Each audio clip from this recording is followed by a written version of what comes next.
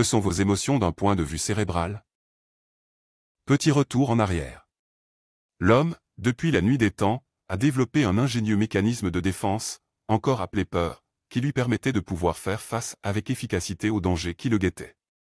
Ce mécanisme de défense s'est développé dans le cerveau profond de l'homme préhistorique, que l'on appelle encore cerveau limbique. Au cœur même de ce cerveau limbique, existe en effet un petit organe appelé amygdale. Petit par la taille, mais grand par son pouvoir.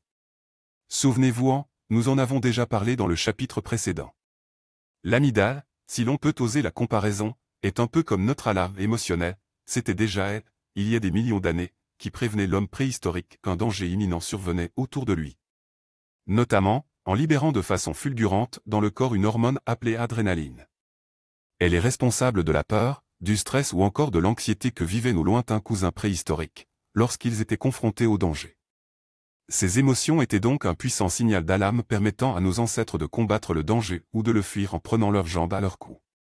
À cette époque, leur survie directe en dépendait grandement. Retour dans le monde moderne. Bien que nous ne soyons plus aujourd'hui à l'époque préhistorique, même si petite note d'humour personnel certains en ont gardé la coupe de cheveux et le goût pour la déco léopard, nous avons conservé au plus profond de notre cerveau limbique, ces mécanismes de défense utiles que sont la peur, le stress et l'anxiété.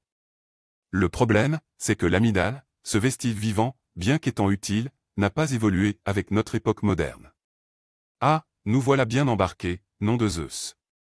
Entre nous, elle était bien utile lorsque nos ancêtres percevaient au loin un mammouth menaçant. En quelques secondes à peine, l'amygdale alertait alors les sens de nos chers ancêtres, en leur signalant qu'un danger imminent pointait le bout de son nez. Aujourd'hui, les mammouths ont par exemple été remplacés par ces terribles animaux sauvages. Appelés voitures. Ainsi, lorsque vous traversez le passage clouté et qu'une voiture arrive à toute vitesse à votre rencontre, l'amygdale active vos mécanismes de défense, montée d'adrénaline, montée de la tension artérielle, augmentation du taux de glucose dans nos muscles afin de les rendre plus réactifs. Dans ce cas-ci, nous sommes bien d'accord. Elle est indispensable à notre survie. Mais qu'en est-il lorsque notre amygdale agit comme un diable sorti de sa boîte, alors que nous nous apprêtons par exemple à faire un important discours en public? Vous commencez à ressentir un pic d'adrénaline. Vos jambes sont en coton. Vos émotions gagnent du terrain. Vos pensées négatives automatiques se déchaînent. Es-tu vraiment prêt? Ne vas-tu pas te ridiculiser? Il est encore temps de faire demi-tour, tu devrais arrêter maintenant. Vous expérimentez alors un état émotionnel limitant. Bref, vous serez d'accord qu'un peu de stress positif est toujours nécessaire. Une crise d'anxiété qui pointe le bout de son nez juste avant de monter sur scène l'est beaucoup moins. Et c'est ainsi pour toute situation de notre vie où nous nous sentons loin de notre zone de confort. Car l'inconnu et le danger, même si ce dernier est imaginaire et non fondé, font peur.